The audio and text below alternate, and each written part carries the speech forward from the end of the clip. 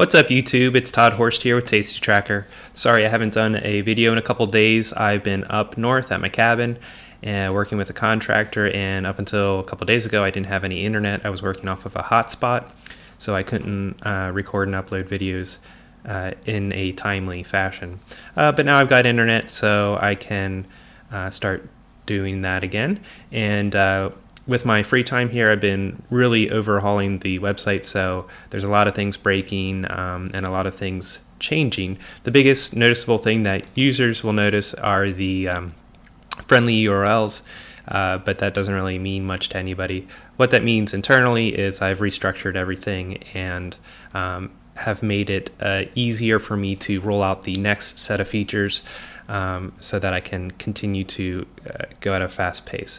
Anyway, so over here, 3 days ago, I opened up a new DocuSign position. I did alert that in the alert section of my website here. Ignore all the test messages, but I opened it for 126, and that was on 420, which is Monday. Yep, Monday. Okay, and it's already up around 20%, but you can see that really all just came from today. So it's up $34 today, and it's only up $23 overall, which means I was negative $10 coming into today. So if you wanted to get into that, if you were interested, there still probably will be a chance coming up here, I'm sure, in the next couple days. You can keep an eye on it. You could set a limit for 126, something like that, or you can just follow along. So if you look at the chart up here, it's pretty hard to read because of the scale. The scale is 50,000, and the reason is because typically I sell spreads, so you get a really nice chart showing what your profit area is. But because of these long SPY calls, my potential profit is limitless, and so that really throws things off. Because these don't expire for 6 to 12 months, I'm going to uncheck this, and I plan on holding those for quite some time. So instantly you can see that the chart looks much better. Now we're down to $1,000 on the chart. So yeah, I just wanted to quickly point out here, it's already at 200%, and I have some on my other account that are at 300%. It's definitely possible to go much higher, and these are for the 365s, but I've got an entire year to get to, to get to 365. Okay, so now we have a better chart. ETRS put on before the market crashed, but because I put it out so far, it doesn't expire till June, so I've got 2 months yet on that.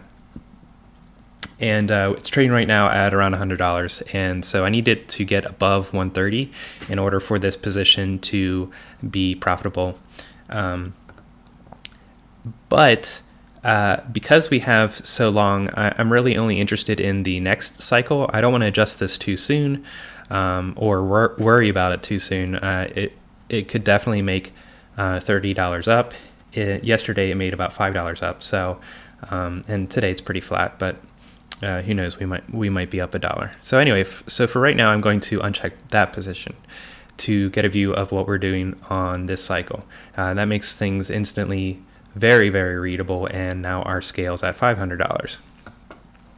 So the three positions that we have are AMD, DocuSign, and Microsoft. Obviously, with the market rally, my account is up almost to 1,500. It's cycling in between 1,400 and 1,500. I would expect within the next week, if the market continues to be strong, that we'll hit 1,500, and who knows, we might even do that today. So the DocuSign position is a 90-95 put spread. Again, this is a bullish position. If you follow me at all, I'm overall long-term bullish. I have no problem with neutral positions and bearish positions, but I want the bulk of my long-term positions to be bullish because the market long-term goes up. If you disagree with that, that's fine, to each his own. But okay, so I put on the DocuSign for $126. That's a little bit less than I typically like to get for a $5 wide spread, but I wanted to go a little bit more conservative. So if we go back to my positions here, I put this on when it was 34% in the money, and today we're down to 28%. So that's a very high likelihood. That's a 75% chance, 72% chance likelihood that we will be profitable in the position. And you can see that pretty easily by just selecting the DocuSign position. It's a low amount of credit, but it is a high success probability. And because I lost so much on the market crash, I'm going to attempt to hold these positions a bit longer than what I would normally. Normally I would take them off at 50%. We can see 50% here would be 0.62, and I have it currently set to sell at 0.40. Now I might lower that again if the market continues to be strong. If there's a wide buffer here, then there's no reason to not hold it a bit longer. I'm not going to hold to expiration. Typically I like to close around $10. $10 seems to be the limit where it really holds until expiration. So if it hits $10, it might hold there for the last week. That's all extrinsic value. So you're not really going to get lower than that. And so that's why I have my AMD set to close at 10. I think that's 13. Yeah, 50% would have been 13. So I'm going to try to get an extra $3 out of that one. And Microsoft is 66, and I currently have a limit working on for 30. Again, I intend on holding this a little bit longer than what I normally would. Normally, I have a pretty strict rule to take things off at 50%, but I'm trying to make up some of the losses. Now, obviously, that could come back to bite me if the market then turns around and drops again, but I personally don't think it will. Okay, so normally when you're selling premium, this total extrinsic value is going to be positive, and you want that number to drop. Because I have these long calls over here, it also messes with that extrinsic value, but I am trying to keep around 0. So if we continue to drop here as my long SPY calls increase in value, I'll continue to sell premium to keep that around 0. And normally I don't hold straight long calls, so I almost always do spreads. So I'm looking to have the highest extrinsic value that I can, but this is a unique scenario because of the crash.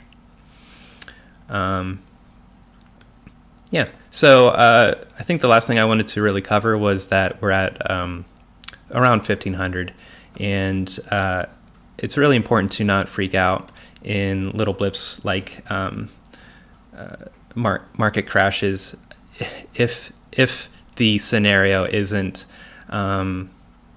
sort of a permanent issue, and you can agree or disagree about the current situation. I don't think it's I think it's something that we'll overcome, and so that's why I'm still long-term bullish. But anyway, regardless of your opinion on that, I'm sitting close to 1500, and back here I was down to 722, and just a couple weeks prior to that, I was at the all-time high for this account, which is at 23. So I lost more than half of my account, and normally, people might throw their hands up and start doing things riskier to try to make up what they've lost. Instead, if you continue to be consistent and do your strategy that works for you, then you'll come out ahead. It's obviously it's a setback, but I don't think that you should panic and start frantically throwing your hands around and waving and screaming, trying to make that money back up.